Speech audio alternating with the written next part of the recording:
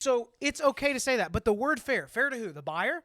Well, then fair to me would be a really good margin because you understand that Gary and I live under a financial pressure to produce income every month. Yeah. That we drove out here really early. We drove 3 hours here with cards with your PC that nobody else has this card in the room, right? Yep. If I'm selling, I guess if I'm buying, like we brought cash and nobody else here is paying this strong. Or nobody else even wants this. We're the guys for that a lot of times, Yeah. the weird stuff, right? That's fair for me. Fair for the seller. I mean, my gosh, the box cost you $500. This card's worth $200, and somebody's offering you $150 on it. That's not fair. Yeah. So now, That's why I hate the word. The buyer should be bearing the pressure of Fanatics releasing a crap product for $500, right? Yeah. So, and you buying it. Now that's not fair that I have to make up for your poor financial decision, right? That's why I hate the word fair. Is it fair for the collector?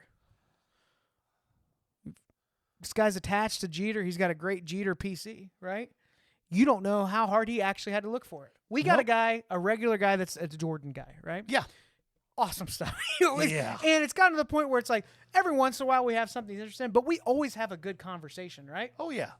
But if he brought a Jordan up to me and he said, here's the price and here's the story of how I found that card, is it really fair for me to throw my number that I'm always at with him? It's not going to be fair to that collector. If we had to work hard to find that card, sometimes they have to overpay because they love it that much and they're not going to see it again. What's fair? So the point is, you could take that word fair and kind of wad it up and throw it out. It's dumb. Because it's not one that's going to help you with your buys. And a lot of times it does create this tug of war dynamic that it just that gets we're talking things. about. It gets people into their feels, and this is just business. Which, like Jason said, he's really good at the feels. I'm not super great. Well, at it can the go feels. the other way too, because I can think of only a couple exchanges that have gone really bad for us, but one of them was a couple weeks ago up at Cuyahoga Falls. And it wasn't even a deal for you were trying to buy. There was a guy that had some cards. He was like, we've all seen this. Somebody comes up in a hurry. They're like all disheveled. They're trying to get cash as quick as possible. It's a different pace than everybody else walking the show. They're kind of frantic. They're throwing the cards down. There's never penny sleeves on the cards. That should be, right? And they're like, what do you give me for this? What do you give me for this? And he's like, well, let's see what they're worth. Let's look it up.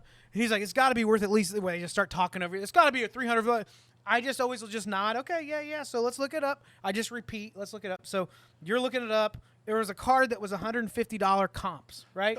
Consistent. The like, last it's 20 comps are between 140 and 160. It's not a mystery. It's not a gray area. This is what this card's worth. So Jalen Hurts, rookie, orange laser. So the PSA guy 10. immediately goes, okay, I would do that. Give me that. And he's like, that's 100%. Yeah. Give me that. I can't pay you 100%. I can't. What do I sell it for? And the guy looked confused at him. He's like, well, what do you give me? And you made an offer. And on a $150 card, we're not talking like it's a $3,000. I made a 75% offer. It was 78 is, because I remember raising my eyebrow like, my guy went over 75. He wants this card. Dude's like angry, grabbing the stuff off the table. I ain't gonna. He's just like rambling. There's like 10 or 15 people around the table. Yeah. I lost a little bit of control in the moment because I was like, you want to play this game? I love this game. So I was like, hey, buddy. I waited for him to turn around now that there's like 30 people watching him. I was like, hey, sorry that deal didn't work out, but if you'd like, the promoter's right over here. I'll walk you over there. You can get a table. You can ask $300 for that card if you want to.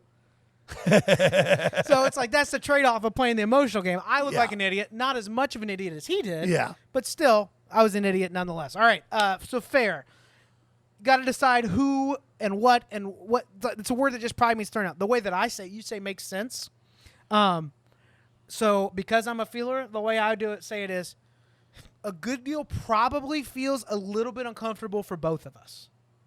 So it's establishing I'm uncomfortable reaching above this number. You're uncomfortable coming my way. We're honoring the moment here. That's probably what a deal is going to look like is as we're feeling like this, we're going to make a decision of yes or no, right?